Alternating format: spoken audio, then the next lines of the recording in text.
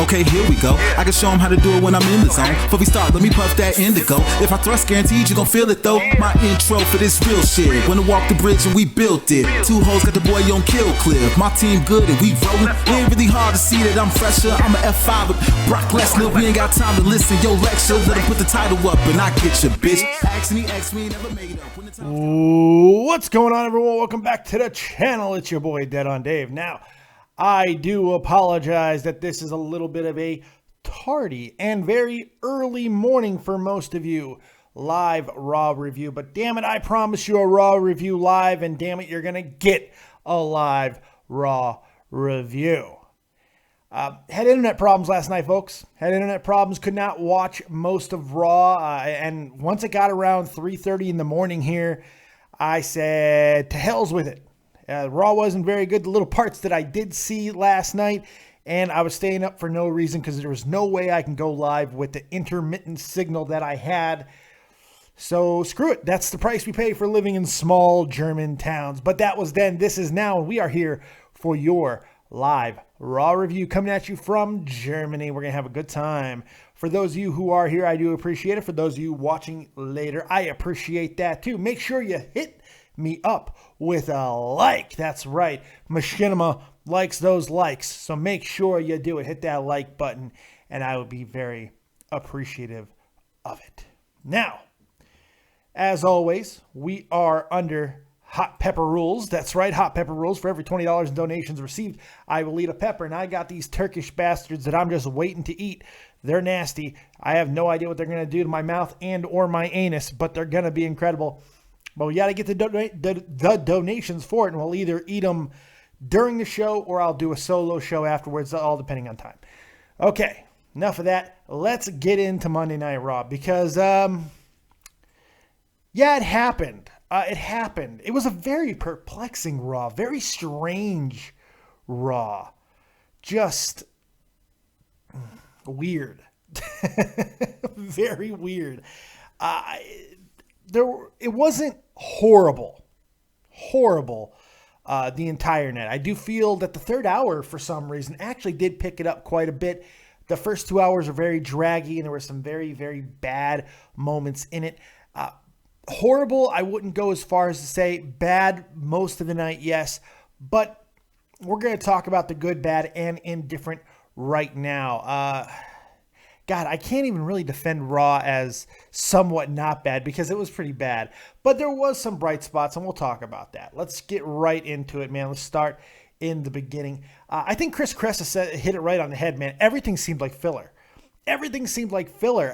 Not even very poorly done filler, but filler. And you can't really get too hype about all filler. Why do I have shit all over me? What's going on? Got lint and shit on my shoulder. Holy God. All right. Oh, my daughter is awake and just walking. Well, of course she's awake. It's 2 o'clock in the afternoon. What do you want? Why are you interrupting my show? You want me to show the world your artwork? Oh, she made a Darth Vader picture. Oh, that's really nice. She made me Darth Vader. Look at that. I don't know what that says if she's saying that I am Darth Vader. But my daughter is starting to get into art. And that's not bad. That's not bad. That's a really good job, Poopy Doo. Thank you. I mean, give me a little bit of 5 on that one. I'll even let you blow it up. Let's blow it up and return it. Boop. Bang. Yeah, that's what I'm talking about. Thank you, Poopy. I appreciate that. All right. Let's go ahead and get into the copious amounts of notes because we do actually have a lot. Watching it this morning, I was able to take a lot of notes, just kind of relaxing. Everybody was asleep, as they usually are anyway, but I was having a coffee and eating cold oatmeal. It was wonderful. Enzo and Cass started off the show, which I thought was an interesting route to go. I understand that everybody is just in love with everything Enzo Amore does, but here's the reality. He rambles. His punchlines, while creative, most people do not get them, especially the live audience. If you listen to Enzo, a lot of the things that he says live, the fans don't seem to react to it because I don't think they understand it. His delivery is so fast, and yes, very witty, very clever, and often very interesting, but it kind of it gets lost to a live audience, it feels, most of the time. His slower stuff, his bigger things, the how you doing and all that, of course, get big pops because they're so popular, but I actually thought the opening was rather lackluster. I wasn't a big fan of it. Enzo and Cass kind of tripping over each other a little bit. Cass trying to interject himself into Enzo's stuff a little bit. I feel it was kind of, I don't know. It was just, it was weird. The whole thing was weird. Just very poorly done. I felt Jericho being involved, you know, why I like Jericho and I like his weird stuff that he's been saying lately. And I love anything to do with Kevin Owens.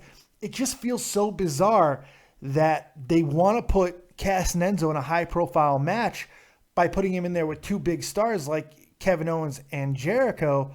But if you have them so highly touted, why not just put them on SmackDown and have them go for the tag titles there, the newly created, what they're going to create tag titles over there? Why not go for that? I don't understand having them, having three essential powerhouse tag teams on Raw in the New Day, Gallows and Anderson, and Cass and Enzo. I just don't understand the logic behind it when SmackDown desperately needs another tag team to go along with American Alpha. I don't really understand the thought process there, but hopefully with some of the tag teams that should be coming up, you know, TM61 and Ciampa and Gargano, hopefully with some of them coming up to Revival, that'll kind of balance things out. It was a very strange segment, not necessarily bad, which is kind of the theme of the night, just very weird. I think Raw was more weird than bad. I really don't understand why it was happening. It's just, that was the thing. I was trying to figure out why this is happening, but we are going to get a match between them at SummerSlam. I guess that's a high-profile match, but it doesn't do anything for Owens and Y2J. You got to figure Cass and Enzo are going to go over. That's not necessarily law for that to happen, but more than likely it will. And it doesn't do anything for Owens and Jericho. And I don't know how much it really does for Cass and Enzo either. I mean, it is what it is. It kind of feels like Owens is going to turn on Jericho or Jericho's going to turn on Owens at any second. That's just kind of feels like the way that the booking goes. But it wasn't a horrible opening segment. Just very, very weird. It felt like it would have been a little better suited in the middle of the show. But it was with the match that followed with Enzo and Jericho. I kind of like the setup for that when he was like, no, I wasn't talking to you. I was talking to the little one. That was kind of funny. The match was the match. It was what it was.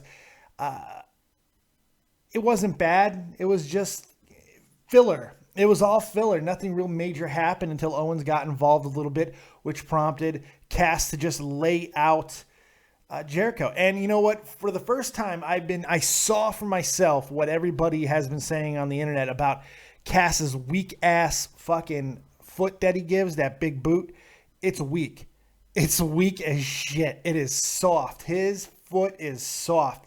It doesn't look good. He doesn't deliver it well. I'm starting to cool on Big Cass. I really am. I really, really am. Keep them together as long as you can because I think you're going to need to. I don't know.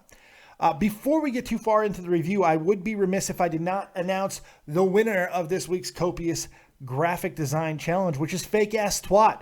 Fake Ass Twat with a fantastic graphic this week. Look at the job that he did. He put together a fantastic graphic, just narrowly eking out my and Gun Cannon's graphics. Both very good, I thought, but Fake Ass Twat did a fantastic job. Look at this thing. It's gorgeous.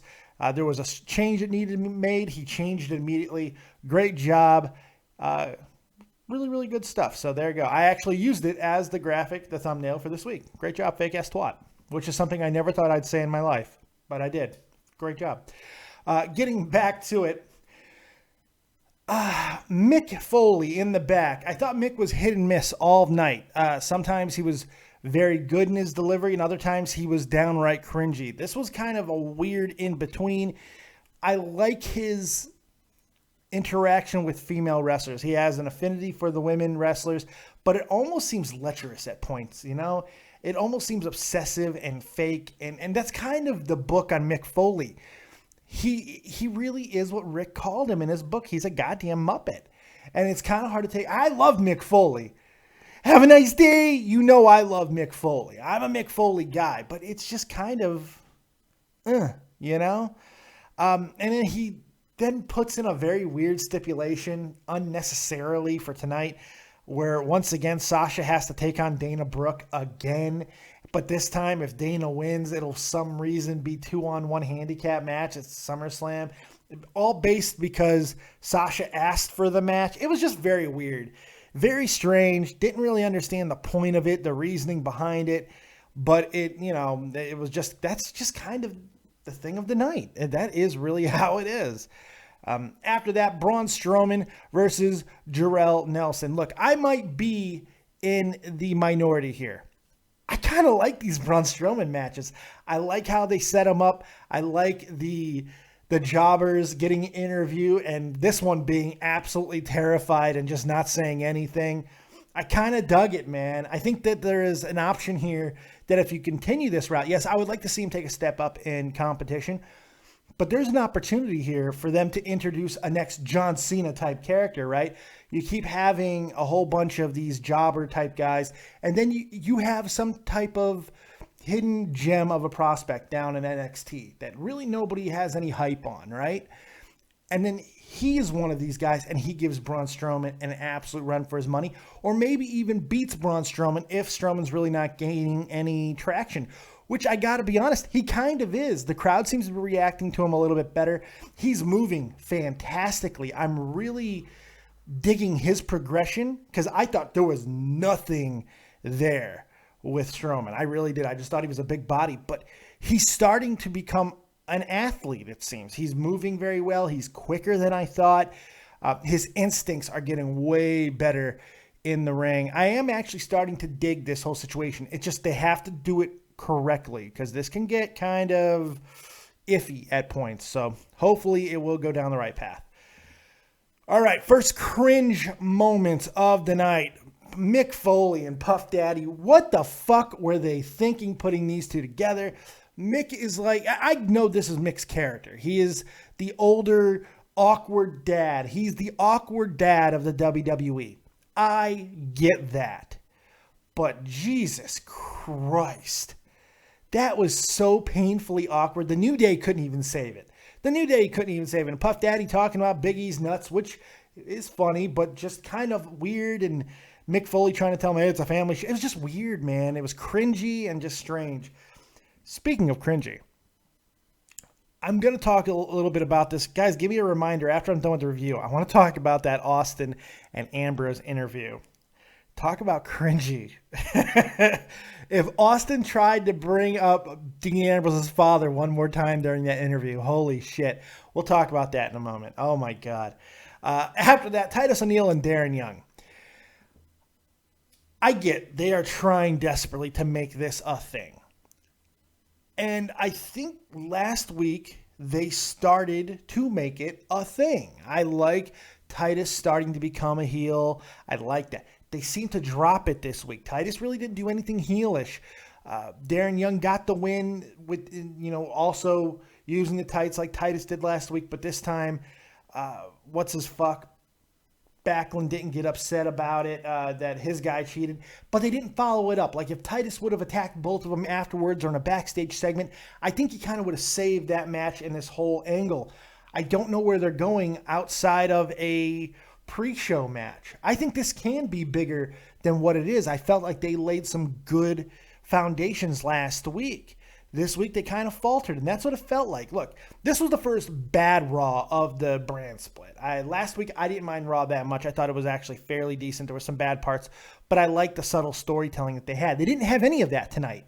No subtle storytelling, just weirdness, awkwardness, and strangeness fucking thrown at you in bunches.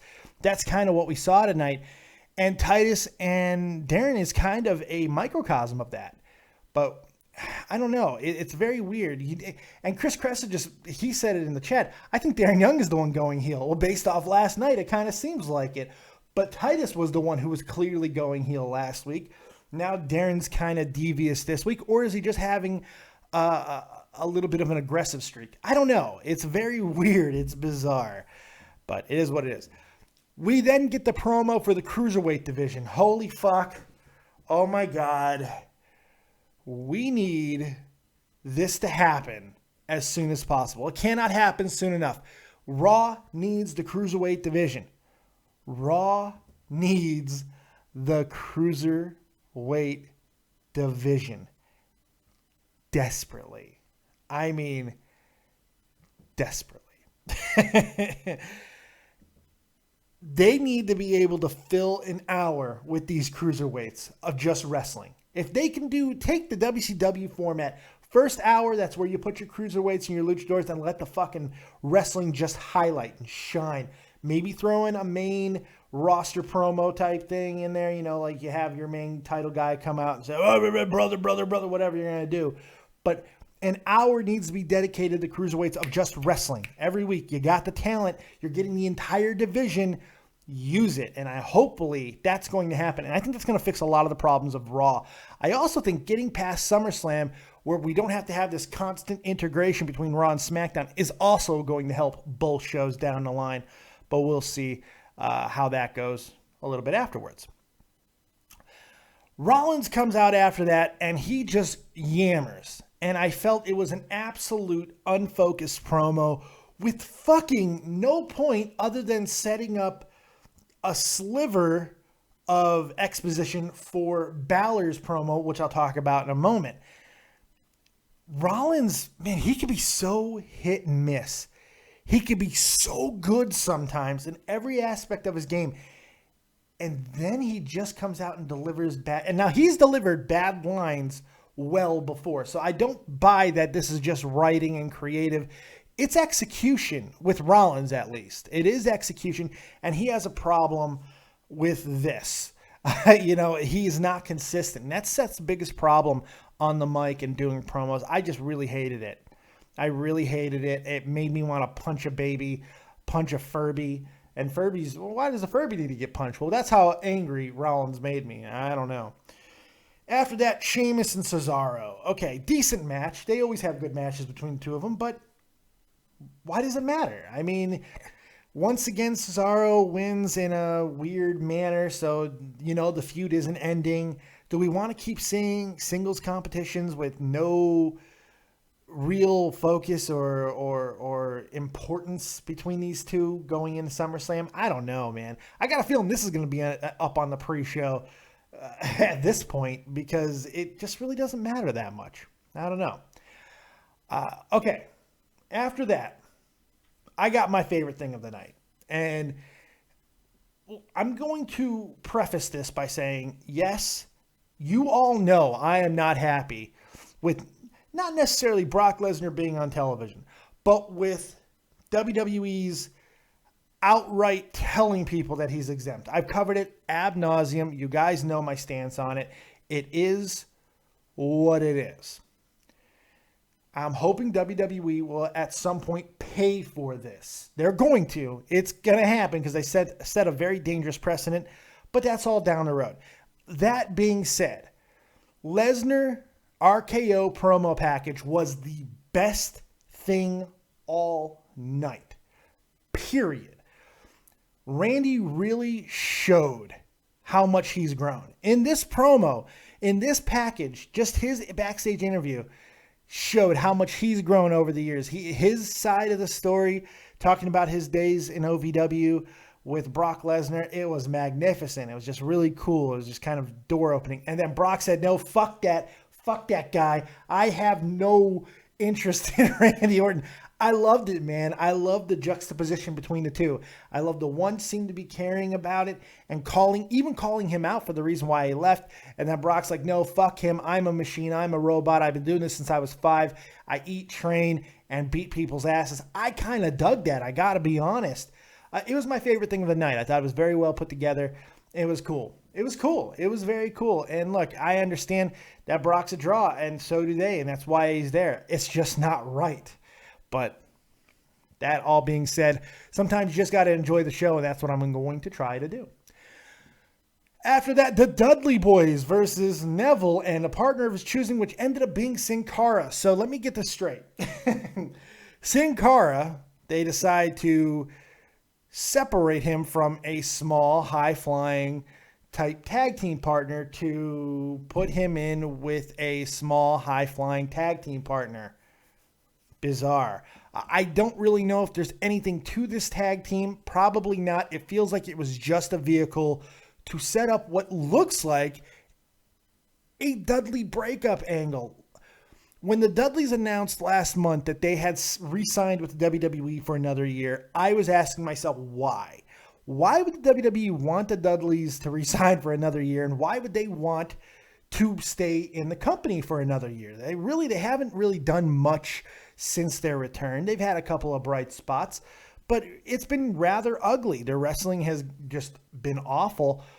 But if there's going to be yet another breakup angle between these two, and by the looks of it, with Bubba Ray getting the push and maybe even an incorporation of the Bully Ray character, which so many people seem to really love in TNA, which I was kind of hot and cold on it, to be completely honest, but it's better than getting more Dudley bullshit.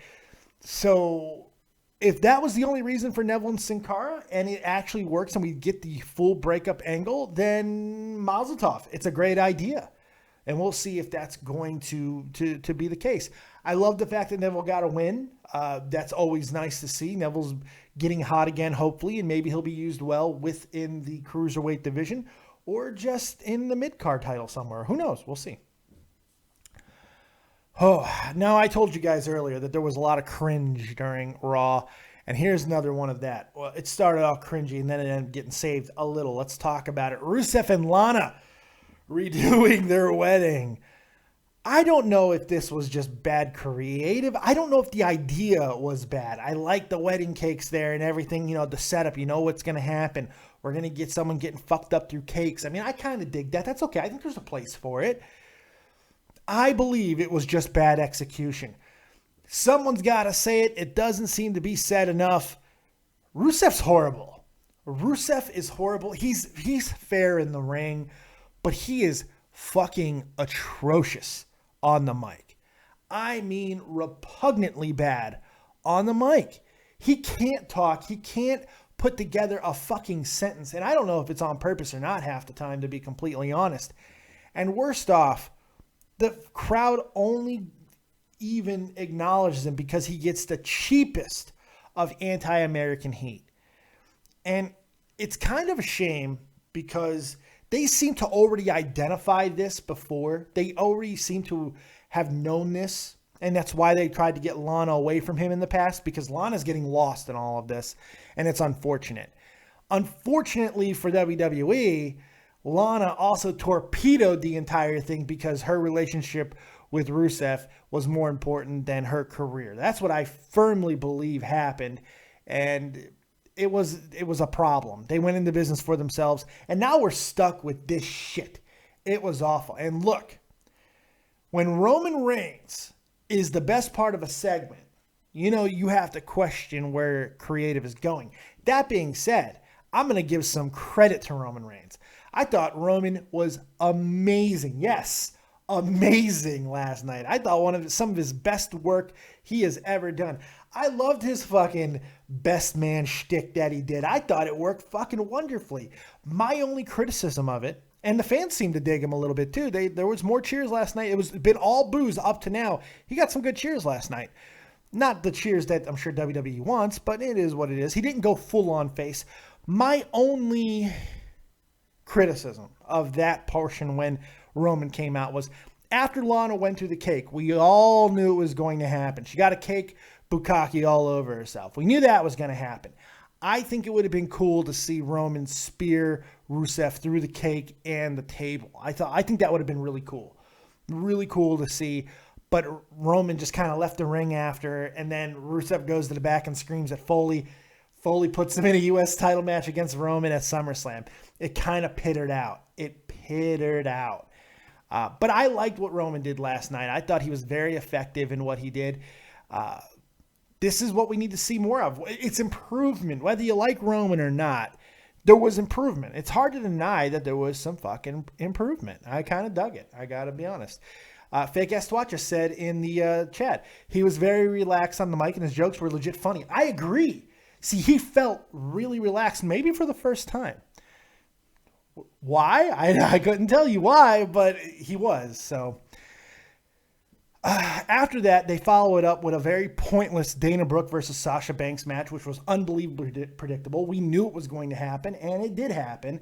Sasha Banks wins, and now she's getting a one-on-one with Charlotte, but it's for Sasha's title at SummerSlam. Look, I don't know.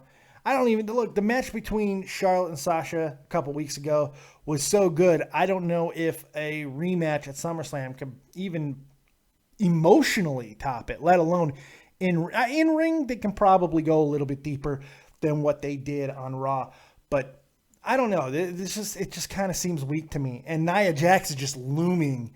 Like, it feels like they are just going to unleash the Kraken that is Nia Jax on these girls at any fucking moment. We'll see. After that, this was my second favorite thing of the entire night. Finn Balor. Finn Balor, man, for actual promos and not packages, I think it was the best promo of the night. Finn was great. He was on point. He was concise. He was cohesive. You could understand him really well, which has always been a kind of a knock on Finn, but I thought he was calm, collected. He made great points about his ancestry.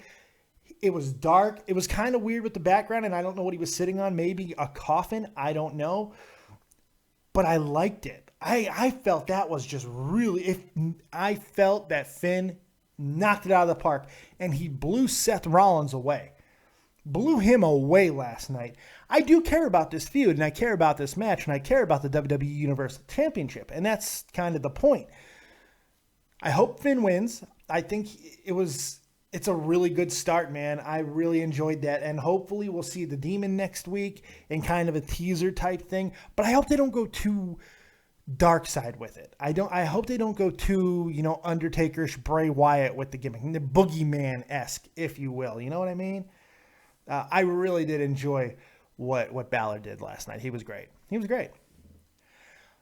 Dr. Luke Gallows and Dr. Carl Anderson. Probably the funniest thing that happened last night was those two. It's a goddamn shame. It's a goddamn shame the crowd doesn't give a fuck about these two. Because ring post-itis it's my everything. Ring post-itis is hilarious. They made dick jokes. They did a great job. I thought he did a fantastic job. They both did, man. Gallows and Anderson, I like him in the ring. I like him in the mic. But the match with Kofi, the crowd doesn't care about these two. I don't get it, man. I don't understand. The crowd just does nothing for him. Nothing. It's so weird. This is such a good tag team, but I don't know if it's the heavily relying on Japanese culture. I don't know why. I don't get it. But I love them being funny. They're cool. I think they're too NWO-ish. They're too Bullet Club-ish. And I don't think a lot of WWE fans even really know what the Bullet Club is, to be completely honest. They don't know what made the Bullet Club so great during that era. They have no idea. So a lot of this is lost on them, and I think the reactions kind of prove that. Now they just know them as this club thing, and they're just like, oh, it's an NWO click ripoff. And, that's kind of where it's coming from. But it's a shame because they're great. They're fantastic. I wish they kind of go a little bit more dark with it, a little bit more devious, if you will. Good stuff. Okay, Mick and Brian in-ring segment starts friendly but quickly turns into more heated, with SmackDown being more favored by the Raw fans. This is kind of my problem with the whole brand extension to begin with. One of the reasons why the brand extension failed in the past was this idea that you have to get SmackDown over. And you have to get SmackDown over at the detriment of Raw. That doesn't need to be the case, but it seems to be they're going down that same path yet again. Now, while I like the GMs taking shots at each other, I think that we're seeing too much of them on each other's shows. We're getting them every single week. We're getting a Raw guy, a GM, somebody on the SmackDown show, and a SmackDown guy and a GM or whatever on the Raw show. It's too fucking much, man. It's too much. It's way too much. And I don't know, man. It's just very weird. Leaping Lizard said he thought Gallows and Anderson was a Wolfpack ripoff, which is just a click. It's just the click. The Wolfpack is just a click, but I digress. I just kind of wish that they would let Raw and SmackDown stand on their own laurels a little bit more. And I'm thinking after SummerSlam, or at least I'm hoping that after SummerSlam, that's going to be the case. We'll see. We'll see. It did seem like the only reason why Daniel Bryan was there was for Cesaro to come out, for Daniel Bryan to kind of intimate that SmackDown would be a better home for him, which I do believe is going to happen. I do believe there'll be a trade or whatever, and Cesaro will go to SmackDown at some point. Maybe a match between Sheamus and Cesaro to, loser leaves Raw or some shit like that. One way or the other, Cesaro's going to go to SmackDown. I think they are setting that up a little bit. But I think that was the only point of Bryan being there. And to have Rusev come out and say he's the only champion Raw needs, and then after a bunch of blah, blah, blah, blah, blah, blah, sets up a U.S. title match with Cesaro, which another pointless filler match. Because we all knew it was going to happen. We knew with the ending of the Cesaro match earlier that Sheamus was going to come out and get involved, and he did. The match was good, too. It was not a bad match. Rusev and Cesaro put on a nice little show.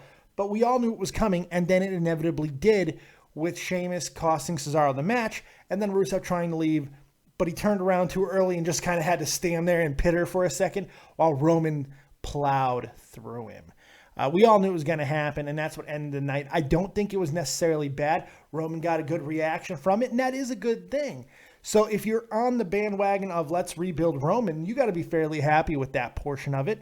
So, it is what it is, man. It wasn't good by any stretch of the imagination. It wasn't horrible. It was just weird. It was weird and filler-ish. It was not the Raw that they need with 2 weeks to go to SummerSlam. I don't know.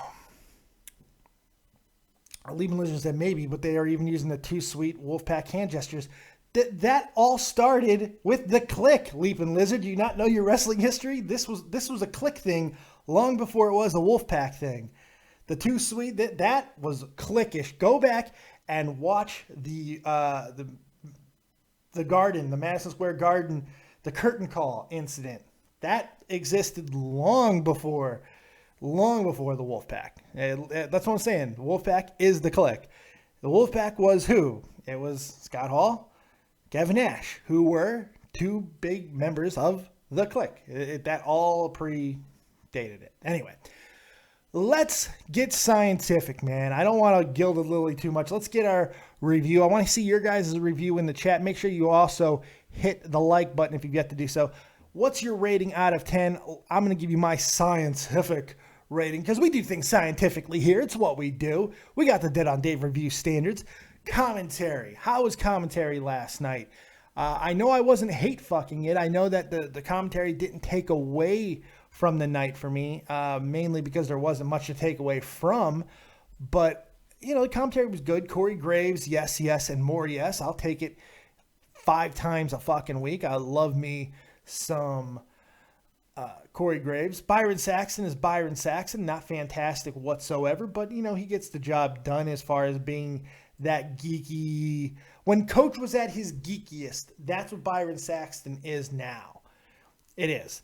So, and Michael Cole is not as bad when he doesn't have JBL moggling him altogether, So, for commentary, I'm going to give a 6. I don't think it was all that bad, but it certainly wasn't good. So we'll give commentary a 6. Mainly the 6 is for Corey Graves. He made 6 points on it. Corey Graves made 5 points on his own, and Michael Cole made 1. Basically, that's how I'm looking at that. Production. The production value is so much better than SmackDown. It's so much better because I can actually watch the matches. Now, granted, there wasn't a whole lot to watch last night, but the segments were, they were at least well put together. The packages, especially the one between Brock and Randy, was fantastic looking. They did some interesting, moody things with Finn. So production was solid as ever. And this is going to skew the rating a little bit, but I got to be honest, the production was a 9. Production was a 9. It was very well done. Nothing really to get pissed off about as far as production. The promos and vignettes themselves, I felt were mainly lackluster. There was a couple really nice moments that happened throughout. We talked about the Finn Balor segment, which was fantastic. Mick was hit or miss, mostly miss for most of the night. Daniel Bryan was fucking pointless. Seth Rollins dropped a big stinky turd burger on everybody. Roman Reigns did a really good job during his work. But overall, it was very lackluster. So I'm going to go promos and vignettes. We're going to go, God. Overall, a 5. There was two or three good, but everything else was not. Even End Zone Cast didn't do it for me last night. So 5 on that. Wrestling. I kind of want to give wrestling an incomplete. You know, I kind of want to give wrestling an incomplete because it just felt like nothing mattered. Everything was filler. So I'm going to give wrestling a 5 as well. There was nothing spectacular in the ring last night. Nothing even borderline great.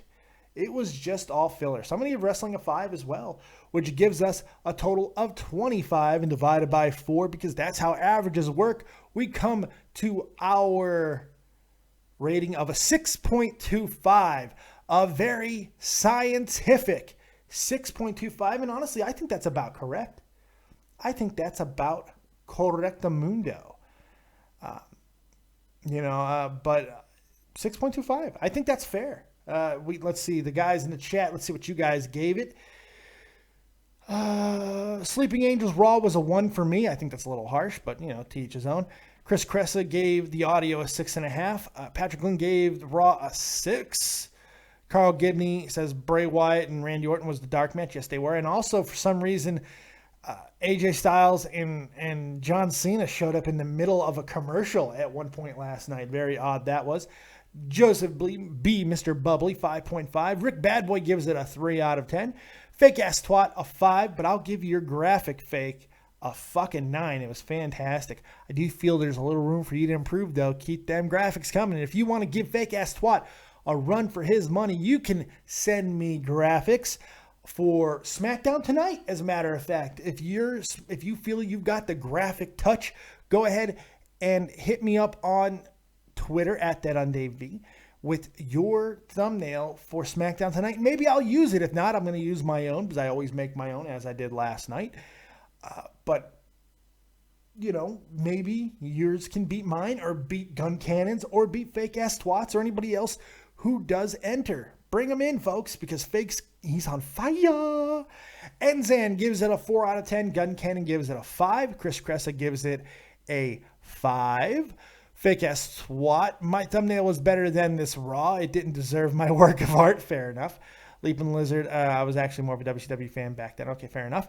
Gun Cannon. I was going to say Roman bit was pretty good. I mean, for what he can do normally accomplish. Yeah. I thought Roman was a highlight of last night. Joseph B., you're a Van Gogh in the making, fake. Yeah.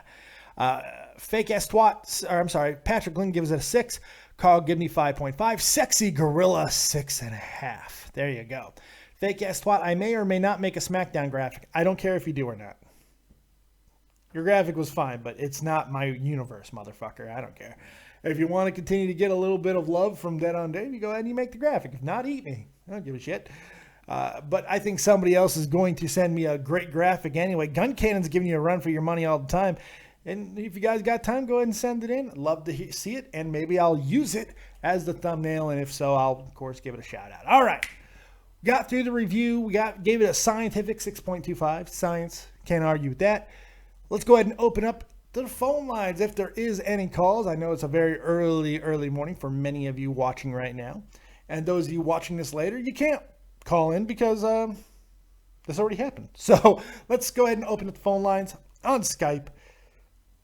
David Vancura, DAVIDVANCURA, or of course the number 702-751-2902. Taking your calls, your reactions to Monday Night Raw. Patrick Lynn, Dave, are you going to do more Pokemon after this? I don't know. I'm thinking about doing Pokemon Go. My wife and I figured out how to start a new game in Pokemon Go while keeping our other game, because you can actually sign in through another service, the Pokemon Trainer Club, if you didn't sign in through Google. So I don't know. I kind of might go play this new game on Pokemon Go, especially with another update that dropped last night. I don't know. I'm not decided yet on that, but I could because the weather's not great, so I might just play Pokemon again today. Who knows? Joining me now, it's Joseph Blunt. It's Mr. Bubbly himself. What's going on, buddy? Yeah, not much. How are you doing, Dave? I am fantastical. Not fantastical, but fantastical. Yeah, I was just thinking on the whole Finn Balor, Seth Rollins thing. It's the Finn Balor, yeah. I don't like...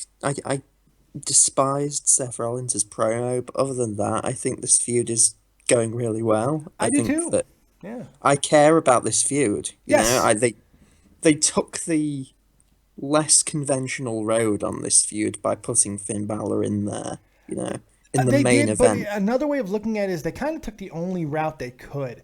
Finn, for all of his faults that people like to throw at him at NXT, he was the hottest thing NXT has ever had outside of Shinsuke Nakamura, of course. So with Yeah. that and Finn being 35, they really couldn't do anything else with him.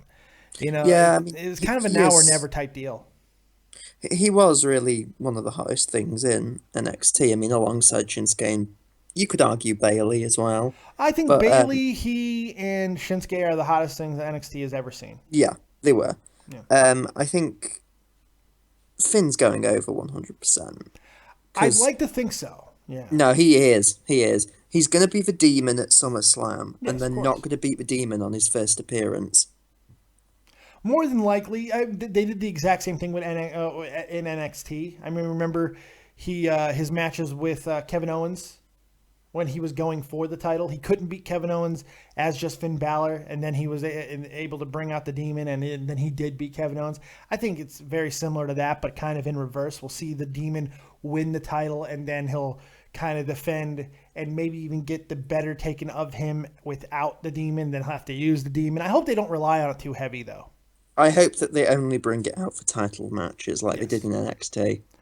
Yeah, or really special occasions. It's one of those things where, because it's the main roster, I am kind of worried that after they do pull the Demon card, that they're going to be bringing him out in it every week. I don't see them doing that. I think they realize that it is a special thing, and they can't do it every week. He's the boogeyman if they do. He's boogeyman. Yeah. So Yeah, and we all know how that went. yeah. I like the Braun Strowman squash matches. I do too. I think that the interviews with the jobbers before has actually been probably some of the best things about them. It is. It's the thing that's getting them over, as a matter of fact. It is. I agree with you as well. He is really improving in the ring. He's athletic. Did you know that Braun Strowman was athletic? It's blowing my mind. He's like when he first turned up with Bray Wyatt, he couldn't even do a collar and elbow tie up. Barely walk. He could barely walk in a straight fucking line. Yeah. Now he's running. He's aggressive. He's not botching on any of his moves. It doesn't seem. Now, granted, it's a very limited amount of time we're seeing him in the ring. Yeah. But I'm impressed. I'm impressed. I mean, he reminds me of I don't know if you know Game of Thrones particularly well, but he's the mountain that rides. Yeah. He's Gregor Clegane. Yeah. But I don't know Game of Thrones. Have you seen me? Do you not look at me? Of course I fucking watch Game of Thrones, man. Come on. Good. What's the matter with you? The books are better. Give me John Targaryen. I agree with that. But the see what I did there? I don't know if you caught that. Targaryen. Yeah. Eat me. Anyway. I think you're wrong. Yeah, but anyway. No, I think he's really good. I think we could have a Baron Corbin type situation with this guy, like where he started off really, really lame and then eventually becomes, really improves himself. It's kind of funny that it's the opposite thing that's happening with him, though, because it was the squash matches. He's getting over with squash matches. Yeah, and that it's was the squash matches that actually killed Baron Corbin's character. Yeah, oh, they did. And this is actually what's saving fucking Braun Strowman's. It's kind of impressive. It's kind of impressive. Wouldn't it be hilarious if like they did this with like Bull Dempsey turned up for one of his squash matches? I don't think Bull's ever showing up again. I think Bull was very upset. I hope he's not showing up again. With any luck. Hold on one second. Abraham Arias says, "Hey, how's the weight loss going, Dave? Pretty well. I didn't weigh myself yet this week. I'll be doing it tomorrow. Last 2 weeks have kind of been iffy. I've been hurt. So I probably just maintained. Last week I didn't lose anything, but I didn't gain anything either. I was the exact same weight as I was during my last update, which was 321 pounds. But that does mean I've lost 30 pounds since I've started, so that's not bad. I'm entering week 9. I have not really broken. I haven't been as good as I would have liked, but when I mean not as good, I mean I'm eating a little bit more chicken than I was, and I'm talking boiled chicken, so... But other than that, I'm doing pretty well. Thank you for asking. I appreciate that. Please continue, Mr. Bubbly. Yeah.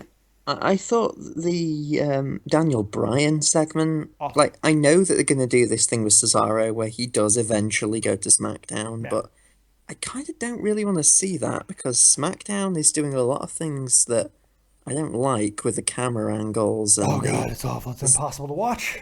it is the B show. It's the B show. Yeah, and that was always the problem in the past, was that SmackDown was obviously the B show to everybody, but it seemed that every opportunity, whether it be bragging rights or whatever else they did, anytime that Raw and SmackDown came together, SmackDown came out on top. It's like they had Always.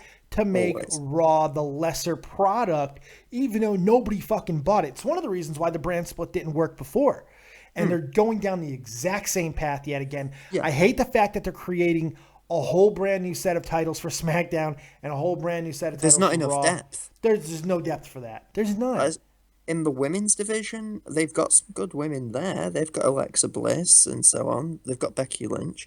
But they've got like 3, 4 women who are actually worthy of a title.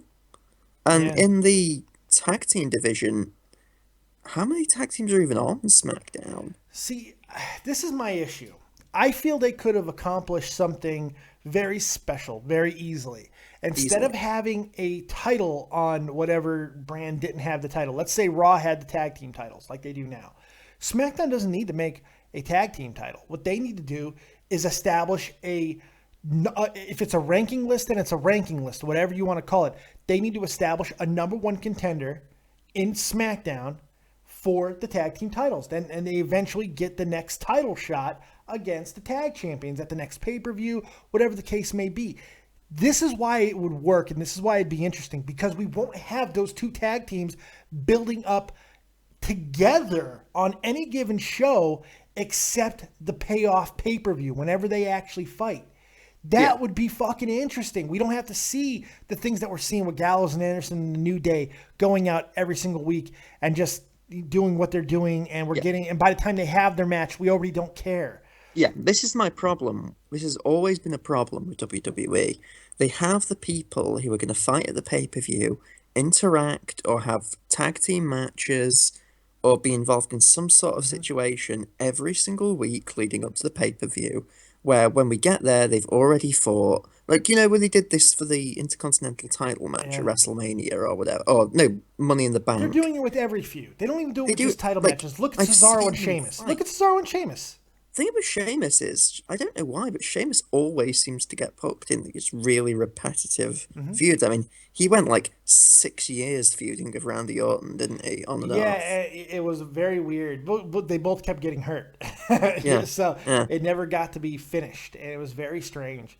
They do that with everybody, though. I mean, it's just, they feel like, okay, we're building, we're making a story. You can tell a story through, like they did tonight with Seth Rollins and Finn Balor. They did not have them in the ring together, and I'm glad they didn't. Yes, Seth kind of bombed with his promo, but Finn was fantastic. And like you said, you care about it, I care about it, and they didn't need to have any actual interaction with each other. You don't need to do it. Yeah. Plain and simple. I care about it more than I do about the World Heavyweight Championship SummerSlam match. Right? Jesus. But I get what they're trying to do. Let's be honest, that's because of Ziggler. And who fucking cares about Ziggler? Who cares about him anymore? Yeah, I mean, they had an opportunity. Yeah, in SummerSlam, or Survivor Series 2 years ago. Yeah. They had the opportunity to skyrocket him to the moon, and they put him in an Intercontinental title picture with Luke Harper. Yeah. And that was Which it. could have worked. It could have worked. That could have worked. I feel bad because for at that Luke time, Harper. Daniel Bryan was getting into the Intercontinental title picture and all of that. He held it. It's not their fault that he got hurt, but they just didn't capitalize on it afterwards. Yeah, No. Ziggler's the kind of guy who there have been so many chances in the past where they could have pushed him. He's so generic. He's so generic. He is. I've never really been a fan of him, to be honest. There's nothing original about Ziggler. You know what makes me really mad about Ziggler? And I was actually talking to Tommy C about this morning on the phone. We had this exact conversation because Ziggler is, everybody knows, he is a 100% ripoff of Shawn Michaels. Shawn Michaels, a few months ago, maybe like 6-7 months ago, on the Stone Cold Steve Austin podcast actually called out Dolph Ziggler for this. Said he does it too much. And the very next week, what does Dolph Ziggler do? He turns it up even higher. He changes his tights to look almost identical to the Sexy Boy tights. I mean, It's ridiculous. He has no identity of his own. He cannot talk. He cannot speak. It makes me crazy. And everyone talks about what kind of an athlete and how great he is and everything. We wouldn't fucking know because there's not an original thing about the guy. I don't care for him in the ring. He's athletic, but he's a spot monkey. Let's be honest. He over bumps, but he's bumps decent. like mad. Yeah, he bumps like crazy. And this is the thing. I mean, I'm just going to pivot to this. Sasha Banks, like we all love Sasha Banks. She over bumps too. Yeah. She bumps like a maniac. Yeah. Like, you know, in that title match where she won on Raw, where she does that herself, dive to the outside. I actually thought for a second, oh my God, did she kill herself? She did it again the next week, and nobody talked about it, but she did it again the next week. It was a different dive, but same fucking result. Vince has to tell her to stop doing that. I think he's made reference to it already in the past, apparently. Well, it's like Big E. Big E, when he does that suicide dive to the outside, he always looks like he's going to kill himself. It's unbelievably dangerous. It's terrifying. It's not special anymore either. It's not special. It's not even, oh my God, this is a big title match and he cares so much. It's just, oh my God, Big E, don't die. Just I don't want to see him die on television. Yeah. I think the Enzo Amore bump kind of brought that home to us all. But just how... I think put a finer point on it, but that wasn't the same thing. That was just a it wasn't the same botchamania, but what are you going to do? I just stop these ridiculous dives to the outside because they're like some of my favorite wrestlers who are doing them as well, and it's just... Well, it's just not special anymore. It's the sake of gratuity, because everybody does a suicide dive. Everybody does it, and they do it every week. It's just not special anymore, but it is what it is. The dive to the outside has been thoroughly killed, you know? Yes. Yeah. This is, Michael Cole or JBL screwing. It looks like we're going to get some flying Usos. No. Can't stand people. People shouldn't dive to the outside of the ring unless it's a pay-per-view. I don't know about that. I don't know if I agree with that portion of it, but I do think the suicide dive in particular is grossly overdone. I think that there's enough variation in other types of dives that we see that it's okay, especially when that is kind of your shtick. But Sasha Banks, she's not really a high flyer. She's no at all. She's she's almost a pseudo brawler in a lot of ways. She uses a lot of knee attacks, a lot of strikes. She does stuff like that. So when she does a dive to the outside, and she's not known as like a super overly athletic person like Charlotte. When Charlotte does a moonsault, it feels that's within her wheelhouse. It doesn't really feel like it's in Sasha's wheelhouse. It just feels gratuitous, and it's dangerous as fuck. Yeah. She scares the shit out of me. And me. It's terrible as well, because, she's got years of a great career ahead of her, and one botch could, she's like 24. Dive. She's like 24 years old. Yeah. Something like I think she's under 25. I mean, fuck. And she's one of the best women wrestlers of the past decade and a half, maybe even farther than that. I mean, Sasha Banks is an extremely great talent, and maybe not even only because of what she does in the ring. She's just a full package type girl. She's got charisma. She's got great charisma. I think that her voice is a little bit. I don't always love her promos, but her charisma is always there. I love her body language. She's sexy. She's smaller and petite and sexy, which is even harder to pull off sometimes. She's unique looking. She doesn't look like every other cookie cutter diva as well, or woman wrestler, excuse me, which is nice.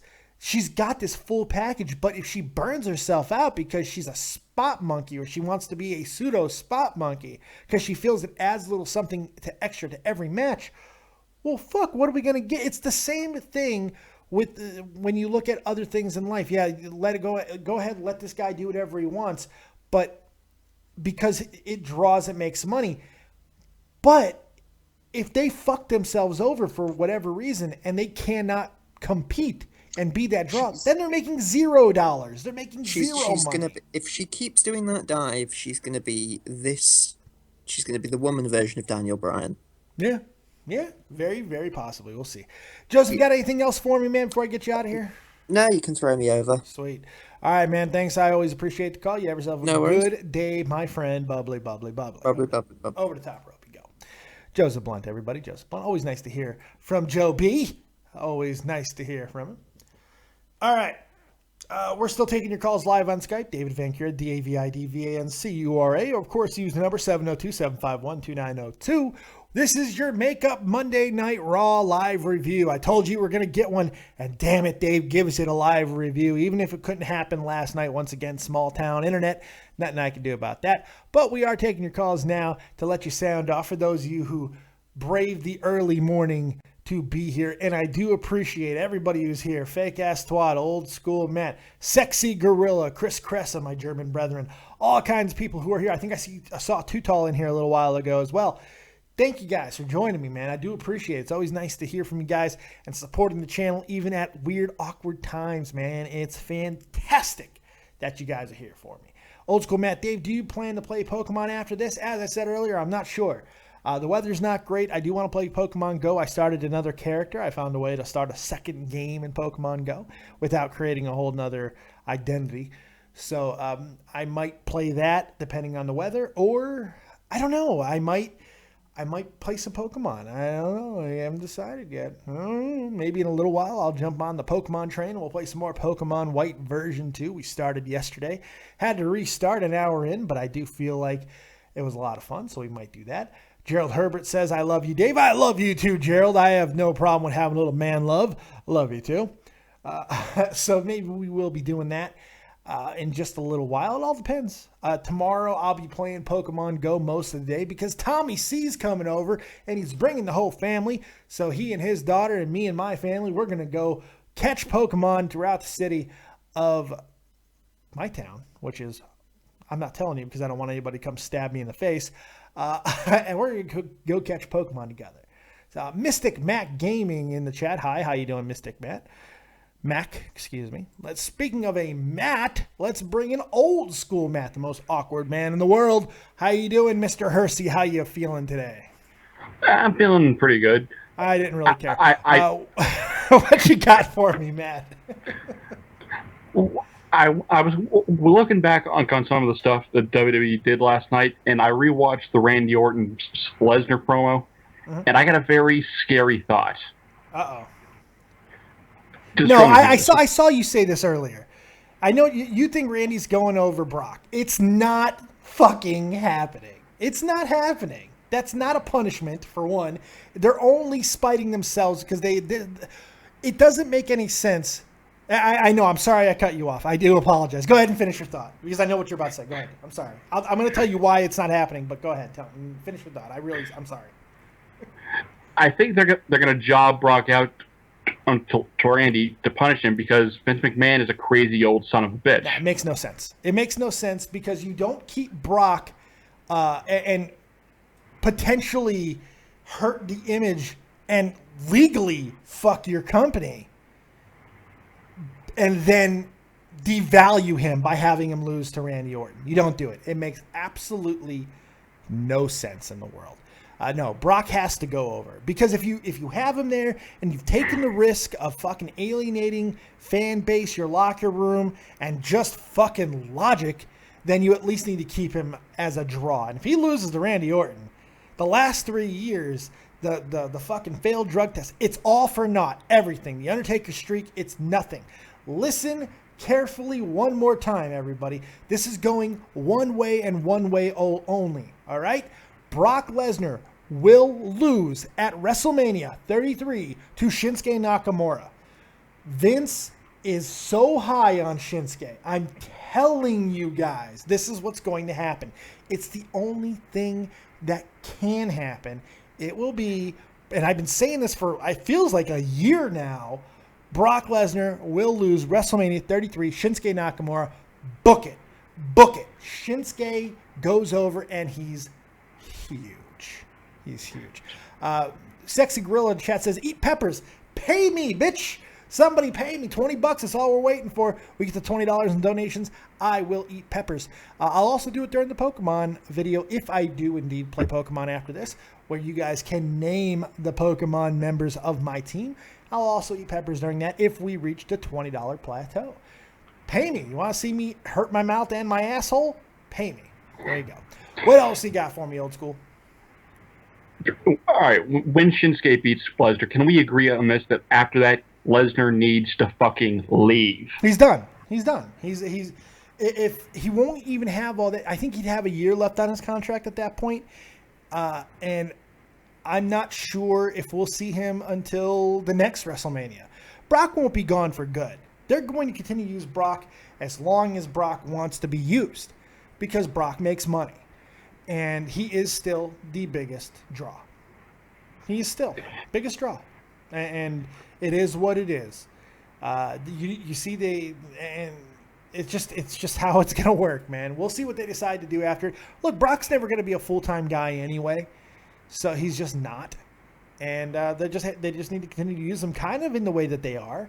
But we'll see what happens. I guess that makes about as much sense as anything in this damn company ever will. Fair enough. Anything else, Mr. Matt? I have this to say for anyone that doesn't follow me on Twitter. Mick Foley will never be as awkward as I am. No. He's certainly fucking trying, though, isn't he? Holy shit. I am awkward Obi-Wan. You are the originator of awkwardness. It is old school Matt. He lives in a hearse, people. He lives in a fucking hearse. Holy shit, preparing for that day. Hey, I do appreciate the call, Mr. Matt. You have yourself a good day, my friend. You too, Dave. Take care of yourself. Over the top rope you go, old school. Over the top rope you go. Old school Matt. Doesn't get much better than old school Matt, but if you want to outdo him, call in now live on Skype, David Vancura, DAVIDVANCURA, or use the number 702-751-2902. Or if you got something for me in the chat, go ahead and throw it in the chat, and we will get out of here as soon as there's nothing more to talk about. But until that time comes, I do want to talk about the Stone Cold Steve Austin interview with the Lunatic Fringe, Dean Ambrose, which you want to talk awkward, you want to talk cringy, go watch that fucking interview. Holy balls, was that awkward. Painfully. Why the fuck was Austin trying to talk about Ambrose's father the entire time? Ambrose was like, it almost kind of looked like Ambrose wanted to like jump out a fucking window. He did not like continuing to talk about his father, but Austin kept pushing it, man. It was so weird. And it doesn't seem like there was a whole hell of a lot to talk about with his father. It got awkward, got cringy, and the rest of the interview was basically forgettable. There just wasn't a whole lot there, unfortunately. I understand why they put Dean Ambrose on. He's the champion. You got to have him on there. But it was just very, very strange. Very, very strange. Apparently there is stream all day chants going on in the chat. I don't know if I'm going to stream all day, but I do think something's going to come after this, more than likely a Pokemon game. We're going to play Pokemon White version 2 at some point, probably, unless my wife wants to go catch Pokemon in Pokemon Go. Then in that case, I'll go do that. So we'll see. We shall see. But regardless of any of those things, we will be doing a live SmackDown review. So you don't have to worry. SmackDown review. It's coming. It's coming. And I'm very excited about it. Very excited about that. SmackDown has an opportunity to beat Raw for the first time in this competition between Raw and SmackDown. I feel like they have an opening where Raw was just not that good. SmackDown has a chance to really place itself on the map, and hopefully that will be the case. Sexy Gorilla, Dave, did you watch Stone Cold podcast? I just talked about the Stone Cold podcast. What the F, man? What the F? Seth Ross, good morning, man. Good morning, Seth Ross. How are you? Thanks for joining me on this live makeup review of Monday Night Raw. We're just about to end it looks like. Not much more to talk about. And last chance for callers. If you want to call in, now's your opportunity. Or if you want me to eat peppers and burn my mouth and my asshole, now's the last chance to donate for that. If we get to $20 before the end of the show, I'll go grab some peppers out of the fridge right now, and I will eat them now. And they're Turkish. I have no idea what they're going to do to me. So we'll see. We'll see. But doesn't look like it's happening, kids. So we'll see if maybe we'll be burning my mouth and asshole a little bit later on the Pokemon video that I might or might not do. We'll see. Either way, I do appreciate all the support, and I hope you guys had a fun time here. Hope you guys enjoyed it. Please spread it around, like, subscribe, and share. Make sure you tell everybody that the Copious Fat Man is doing his review thing. That's about it. That's about it. So thank you very much. Oh, wait, we do got another cola. We have a cola. Let's go ahead and try to take it. See what happens. My name is Leah. You're live with Dead on Dave. What you got? Hello. What's up? What you got? What do you think they're gonna have for the main event of WrestleMania 33? It's a little too early to tell.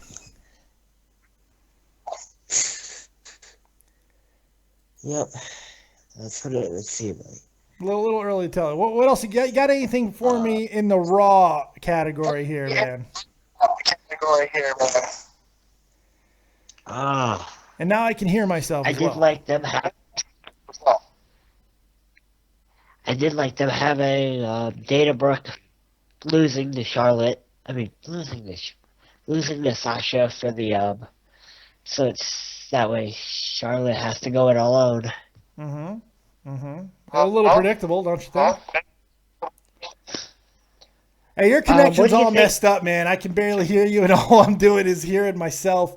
And for some reason, your video's on, so I can see up your nose right now, and that's pretty awkward. Nice room, by the way. I'm not showing it on the stream, though, but I'm seeing it. But still. I appreciate the call, buddy. If you're able to fix your connection, try to call in again, bud. Woo, that was interesting. Gun Cannon. Oh, Gun Cannon's already bringing the heat on the SmackDown Live graphic. Holy shit, and it's glorious. It's so glorious, Bobby Roode would like it. This is wonderful. Gun Cannon. Gun Cannon. I got to share this right now. We've got ourselves I don't even have to make a thumbnail now. I think we already have a winner. I think we have a winner for the SmackDown graphic tonight. Take a look at this, folks. Gun Cannon bringing the hot fire, boy. Bushka, bushka. Look at this shit. This is wonderful. Great job, Gun Cannon. Let me blow it up. Get it big up on there for you. Look at that shit. This is nice. A little bit empty in certain. I kind of wish some of the figures were a little bit bigger. If you make Randy Orton and Daniel Bryan a little bit bigger and the Copious SmackDown sign just a tad bigger, Gun Cannon. A tad bigger. I think you got perfection here. Needs to be a little bigger, though. Good stuff. Sexy Gorilla. Dave, what kind of cake you like? I haven't eaten cake in 8 weeks or 9 weeks, so I couldn't tell you. I don't know. Not a big fan.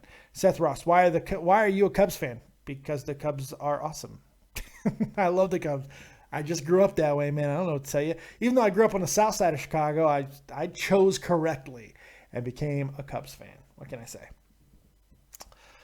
Oh, boy. Mystic Mac Gaming says, what do you think will happen at SummerSlam with Charlotte and Sasha? I think Charlotte will lose once again to Sasha. Sasha will get her moment in the sun, and then either Bayley or Nia will come out to be the next opponent. There you go.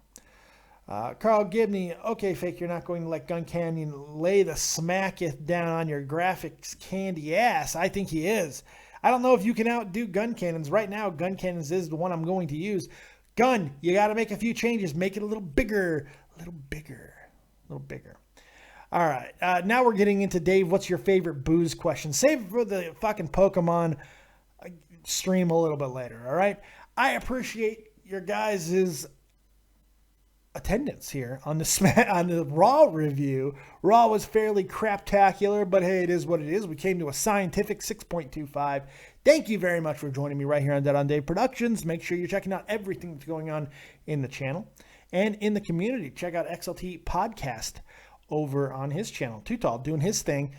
His live reaction show, make sure you're checking that out. And of course, my boy Tommy C over at Shopton Point, who had a 7 million plus subscriber YouTuber called into his show last night. Comedy Shorts Gaming called in, and they had a who's got the fucking most ear-piercing laugh competition, and it was glorious. I'm so happy for my buddy, man. Getting these type of YouTubers on there is huge. Congratulations, Tommy C. That's awesome.